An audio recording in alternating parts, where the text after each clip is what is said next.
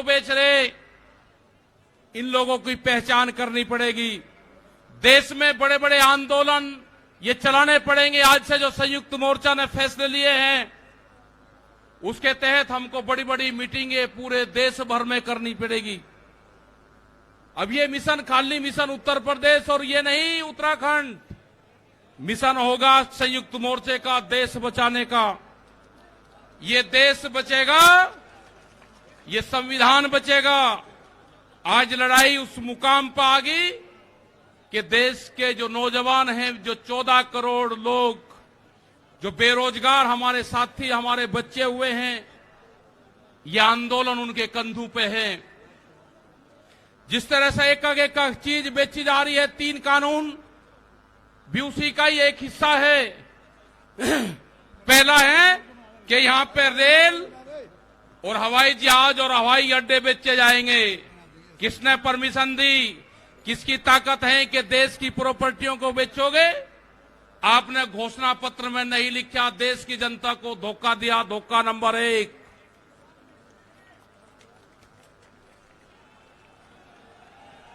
धोखा नंबर 2,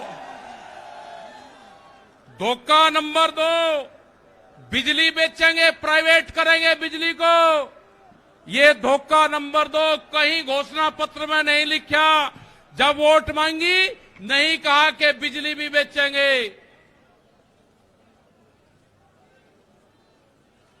ये सड़क बेचेंगे, पूरी सड़कों पर टैक्स लगेगा और एनएच के आसपास 500 मीटर तक अपनी कोई चाय की दुकान और गुमटी भी नहीं लगा सकता।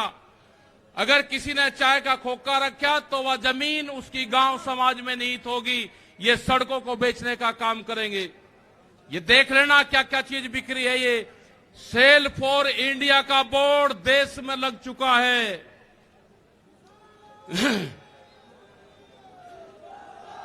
ये है एलआईसी, जो बड़ी कंपनी देश की, बैंक, ये सब बिखरे हैं। इनके खरीदार कोई और नहीं है, खरीदार अडानी और अंबानी हैं। ये बिखरे हैं सब। एफसीआई की जमीन, जहां पे हमारा भंडारण होता था, वे पूरी जमीन, पूरे गोदाम अडानी को दे दिए गए हैं।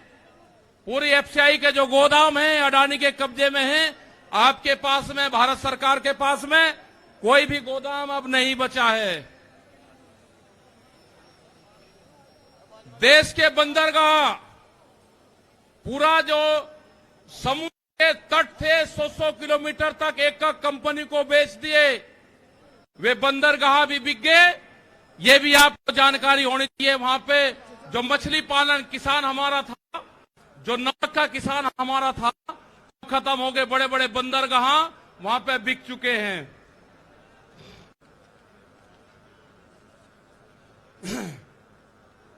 ये जल को बेच रहे हैं।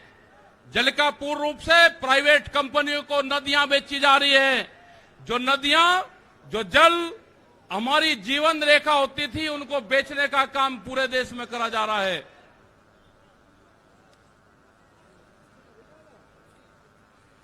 ये इंडिया ऑनलाइन सेल, मतलब कोई भी कीमत किसी भी चीज की लगा सकता है। भारत बिकाऊ है।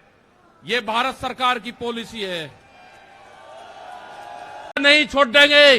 अगर हमारे को शहीद होना पड़ेगा तो हम मोर्चे पर होएंगे। या तो जीत का आएंगे, बगैर जीते नहीं आएंगे वापसी। ये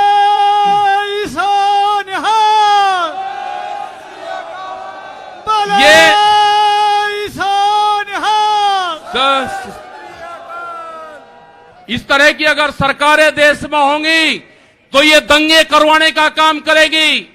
पहले भी नारे लगते थे जब टिकैत साहब थे, अल्लाहू अकबर, अल्लाहू अकबर, ये नारे लगते थे। हर हर महादेव और अल्लाहू अकबर के नारे इसी धरती से लगते थे। ये नारे हमेशा लगते रहेंगे। ये नारे हमेशा लगते रहेंगे। दंगा यहां पे नहीं होगा। ये तोड़ने का काम करेंगे, हम जोड़ने का काम करेंगे। किसी गलत फहमी में मत रहना। ये देश हमारा है, ये प्रदेश हमारा है, ये जिले हमारे हैं। आप तैयार रहना। ये कहते हैं कि लाल किले पे किसान गया, अगर लाल किले पे नहीं, किसान तो अगर जाता तो पार्लियामेंट पे जाता जहां पे कानून बने हैं। लाल किले पे धोखे से लेके गए हैं आप हमको, हमारे लोग नहीं गए, धोखे से लेकर आप लोग गए हैं। क्या कोई देश की एजेंसी है कि जो उसको जांच कर दे? क्योंकि कोई एजेंसी बोलने को तैयार नहीं है। पूरे देश पे इनका कब्जा हो चुका है, पूरी एजेंसियों पे। देश में कैमरा और कलम पे बंदूक का पहरा है। कैमरा और कलम पे किसी प्रेस की हिम्मत नहीं कि वो किसान के पक्ष में दिखा दे, निगेटिव दिखाते हैं बहुत प्रेस के लोग। तो इन सब लोगों का आपको ध्यान रखना है। ये आंदोलन जारी रहेगा। वो 28 तारीख की जो काली रात है उसको आप याद करते रहना।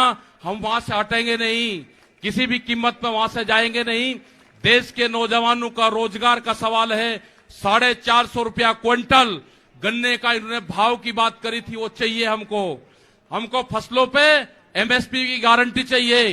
प्रधानमंत्री ने कहा कि 2022 में फसलों के रेट दुगने होंगे, आमदनी दुगनी होगी। 3 महीने की बात रहेगी है, 1 जनवरी से बिकने वाली फसलें दुगने रेट पे बेचेंगे। ये प्रचार हम करेंगे। हम जाएंगे देश की जनता के बीच में, पूरे देश में संयुक्त मोर्चा आंदोलन करेगा। और हमने बार बार कहा कि हमारे पंच भी यही है और हमारा मंच भी वही है। आपने बात सुनी, ये 20 लाख से ज्यादा लोग मुजफ्फरनगर की जमीन पाए। इन सब का बहुत बहुत धन्यवाद सभी वॉलंटियर